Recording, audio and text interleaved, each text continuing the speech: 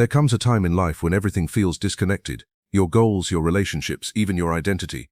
You go through the motions, smile when needed, say you're fine when you're not, and quietly wonder what's wrong with me. But the truth is, feeling lost isn't a flaw, it's a signal. It means something deep inside you has gone unheard for too long. Most people try to fix this feeling with surface-level solutions, changing jobs, chasing love, moving cities, but those never work, because the real reason you feel lost isn't outside, it's within. You've been trying to live someone else's life, ignoring your inner compass. To truly find yourself, you must go back to the parts of you that you abandoned. You must stop running, pause and listen. The path back to yourself isn't complicated, but it does require courage. Here's how to begin. From the time we're young, we're subtly trained to prioritize approval over authenticity. We're told what success looks like, what behaviors are right, what paths are safe. Slowly we begin to trade in pieces of ourselves to fit molds we never chose. We pick careers that make our parents proud, suppress emotions to avoid being too sensitive, and stay in relationships because they look good from the outside. Each choice that doesn't come from your inner truth chips away at who you really are, and over time that quiet voice inside, the one that knows what you love, what excites you, what your soul needs, grows silent. What's left is a life that might seem fine on paper but feels painfully empty. That's why you feel lost. You're not where you belong. You're playing a role in a story you didn't write. Most people don't even realize they're doing this. They confuse routine with purpose. They think having a job, relationship, or social life means they're on track.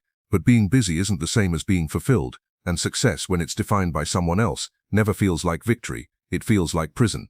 You go through life wondering why something always feels off, why there's this subtle ache that never goes away. That ache is your real self trying to break through the performance. It's not depression or laziness, it's your soul's resistance to a life that doesn't align with who you truly are. You might ask, how did I end up here? It usually starts with small compromises. Maybe you loved writing or painting, but were told it's not practical. Maybe you were naturally emotional or introspective, but were labeled dramatic. So you buried that part. Maybe you dreamed of a slower, simpler life, but you chased the hustle because it's what everyone else was doing. Each compromise seems harmless at first, but string them together over years and they become a full-blown identity crisis. You wake up one day not knowing who you are because you've never had the space to truly be yourself. Living a life that's not yours also creates chronic anxiety. You always feel like you're behind, like you need to catch up, but you're not even sure to what. That's because you're running on someone else's timeline, trying to meet standards that were never meant for you. And deep down, part of you knows this. That's why no accomplishment feels satisfying. You get the promotion but still feel empty. You enter the relationship but still feel alone.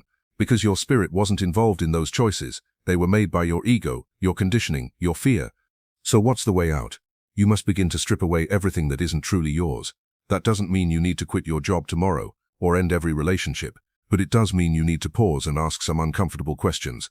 Whose values am I living by? Whose dreams am I chasing? Who told me I had to be this person? And when you get honest, you'll probably find that many of your current life structures were built out of fear, guilt, or the desire to be accepted. None of those are sustainable foundations. The key is to start reconnecting with your own voice. What excites you, even if no one approves of it? What gives you peace, even if it doesn't earn applause? What did you love before the world told you what to love? The process of reclaiming your life requires peeling back all the shoulds and getting to the truth underneath. You must learn to disappoint others before you betray yourself. You must be willing to look selfish in order to be soulful. And you must understand, authenticity often comes with discomfort, because it threatens the illusion you've built. But here's the good news. Every step you take toward your true self gives you back a piece of your energy. You begin to feel lighter, clearer, more alive. Your decisions stop feeling like guesses and start feeling like alignment.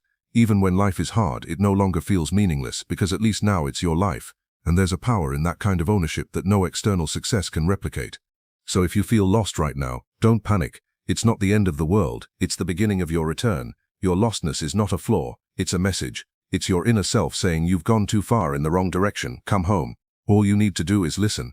The truth is you've always known who you are. You just forgot while trying to be what the world wanted. But the path back to yourself is still there, waiting for you to take the first step. There was a time when you knew exactly what you felt, what you needed, and what mattered to you. That inner voice, subtle but powerful, guided your choices. It told you when something didn't feel right. It sparked your curiosity, inspired your creativity, and whispered your deepest truths. But somewhere along the line you stopped listening. You started looking outward for answers. You began asking the world, who should I be, instead of asking yourself, who am I really? And that's when the disconnection began. It usually starts with innocent intentions. You want to be liked, respected, accepted. So you smile when you're not okay. You agree when you want to say no. You stay quiet when your soul is screaming. You begin making decisions not based on your values but on the expectations of others. your parents, your culture, your friends, your social media followers.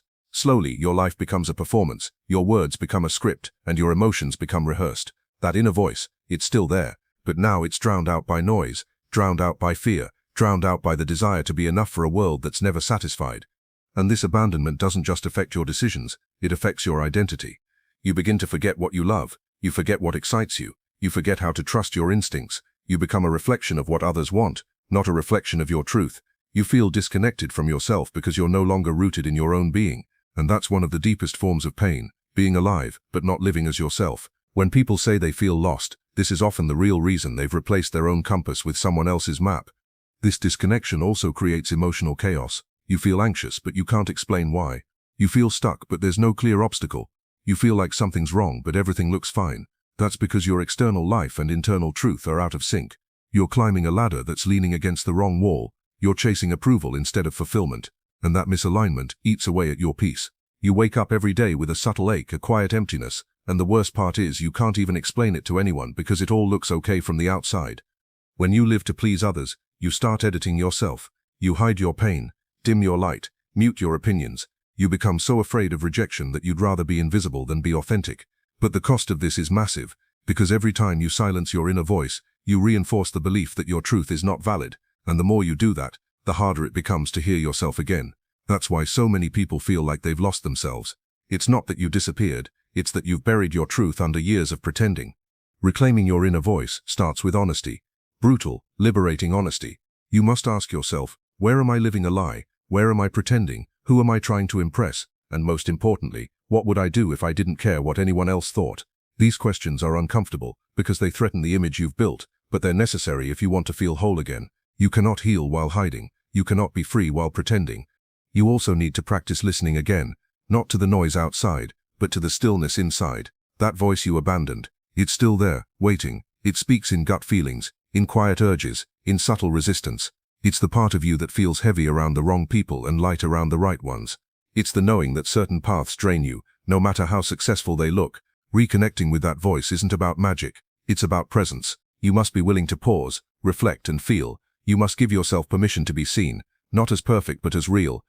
There will be resistance. Some people won't like the real you. They'll question your change. They'll guilt you for choosing yourself. That's okay. Healing isn't about pleasing others. It's about coming back to yourself. And the truth is, the people who truly love you will celebrate your authenticity, not demand your conformity. The world doesn't need more people who fit in. It needs more people who are real. So if you feel lost, start here. Stop asking the world who you should be, and start asking your soul who you already are. Peel back the layers of performance. Release the need to impress. Honor your feelings. Trust your instincts. And above all, speak your truth, even if your voice shakes. The world may not always reward it, but your soul will. And in that alignment, you'll no longer feel lost because you'll finally be walking your path, not someone else's. One of the deepest reasons people feel lost is because they've never learned how to be alone, not just physically, but emotionally, mentally, and spiritually. Being alone with yourself means facing the silence without distraction. It means sitting with your thoughts without reaching for your phone, facing your emotions without numbing them, and listening to the voice within that you've been avoiding for years. Most people aren't really afraid of loneliness. They're afraid of meeting the person who lives behind the mask. They're afraid of who they've become when nobody's watching. In the modern world, we are addicted to noise. We stay busy, connected, entertained. We keep the music on, the conversations flowing, the screens glowing, anything to avoid the stillness. Because in the stillness, truth rises. And that truth is often uncomfortable. It shows you the parts of yourself you've buried. The guilt, the shame, the regret, the anger, the unfulfilled dreams. It brings up the questions you've been running from. Who am I really? What do I truly want? Am I happy in this life I've built? Most people would rather drown in distraction than answer those questions honestly. But until you make peace with solitude, you will always feel disconnected from your essence. You'll keep chasing relationships to avoid abandonment, success to avoid insecurity, noise to avoid meaninglessness, and the more you avoid yourself, the more lost you feel because the map to your healing, your direction and your power has always been inside you. It's just been buried under layers of avoidance. Being alone with yourself is not loneliness, it's self-intimacy. It's learning how to become your own anchor. It's becoming comfortable in your own company. It's about facing the thoughts that scare you and realizing they don't have power over you unless you run from them. Every time you sit in stillness and breathe through the discomfort, you reclaim a part of yourself. You start to recognize the patterns you're stuck in, the wounds you're still carrying, the stories you keep repeating, and that awareness is the beginning of transformation. But if you're afraid to be alone, you'll never truly know who you are. You'll shapeshift to match the expectations of others. You'll mold your identity around approval. You'll silence your needs, your dreams, your values just to fit into the world around you. And at some point, you'll wake up surrounded by people, achievements or noise, and still feel completely empty. That emptiness isn't because something is missing externally. It's because you've lost your connection with yourself. True healing begins when you can sit with yourself without needing to escape. When you can close the door, sit in silence, and feel your emotions without judgment. When you can observe your mind without being consumed by it.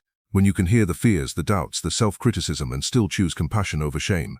This kind of solitude builds inner strength. It creates a relationship of trust between you and your inner world. You stop depending on others to fill your emptiness because you've learned how to meet your own soul.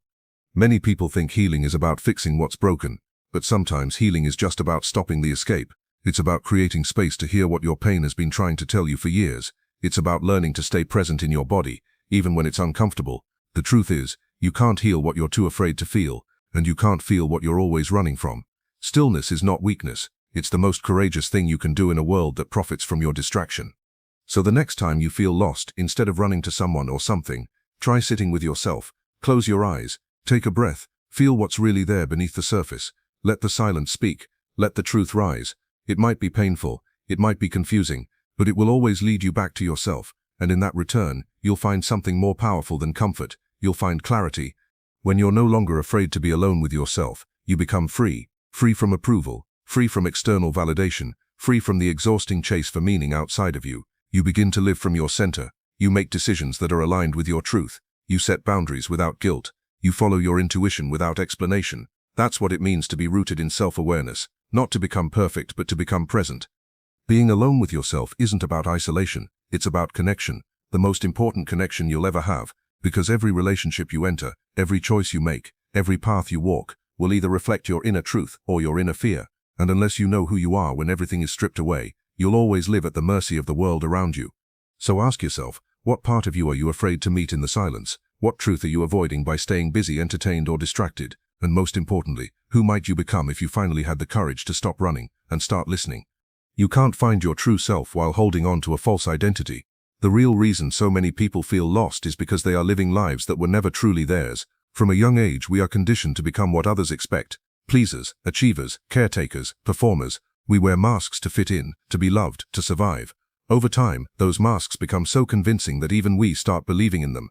But deep inside, there's a quiet ache, a sense that something essential has been abandoned. That something is your authentic self, buried beneath years of pretending.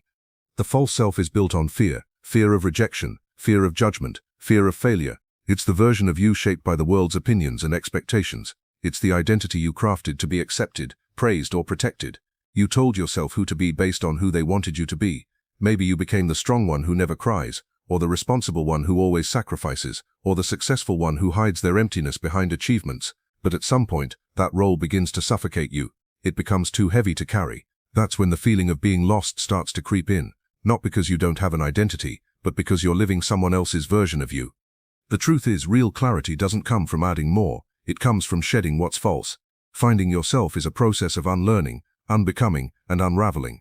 You don't discover your true self by trying harder. You discover it by letting go. Letting go of the lies you told yourself to be accepted. Letting go of the dreams that weren't really yours. Letting go of the roles you performed to feel worthy.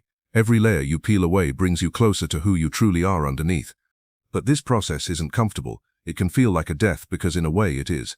The false self must die for the true self to emerge.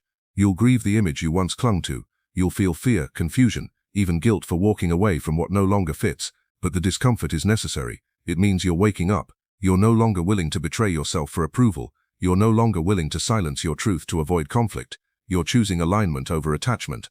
People around you may not understand this shift. They might question your choices, accuse you of changing, or pull you back toward your old patterns. That's okay. Their confusion doesn't mean you're wrong. It means you're growing. The path of self-discovery is often lonely at first because few people are brave enough to walk it, but it leads to the deepest freedom, the freedom to be fully unapologetically you. To lose the false you must first become radically honest. Ask yourself, what parts of me are real and what parts are performance? What do I believe because I've experienced it? And what do I believe because I was told to? What do I truly want and what have I been chasing just to feel enough? Start listening to the quiet voice within, the one that existed before the world told you who to be. That voice is your compass. It won't scream, it won't beg for attention, but it will guide you if you're willing to slow down and listen. It speaks through your intuition, your values, your deep desires. The more you honor it, the louder it becomes. Finding yourself also means reconnecting with your body, your emotions, your creativity. These are the places your true self lives, not in your job title, your social status, or your follower count. When you create space for stillness, for self-reflection, for honest feeling, you begin to remember. You remember what makes you come alive. You remember what you were passionate about before life got heavy. You remember the version of you that didn't need to perform to feel lovable. The journey back to yourself is not a straight line. It's a spiral. You'll circle back to old patterns. You'll get lost again. But each time, you'll return with more awareness, more strength, more clarity. Don't shame yourself for the detours. They're part of the process. What matters is that you keep choosing truth over and over again. And as you lose the false layers, something powerful happens. You stop needing the world's permission to be yourself. You stop asking, am I enough? And start living from the knowing that you already are. You begin to attract relationships, opportunities, and experiences that resonate with your core, not your mask. Life begins to feel aligned, not forced.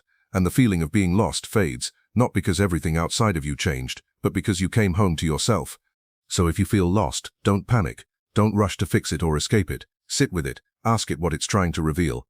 Often, feeling lost is not a sign that something is wrong. It's a sign that something false is falling away. Let it fall. Let yourself shed the skin that no longer fits. Let yourself become unfamiliar for a while, because on the other side of that discomfort is a version of you that's real, grounded, and whole.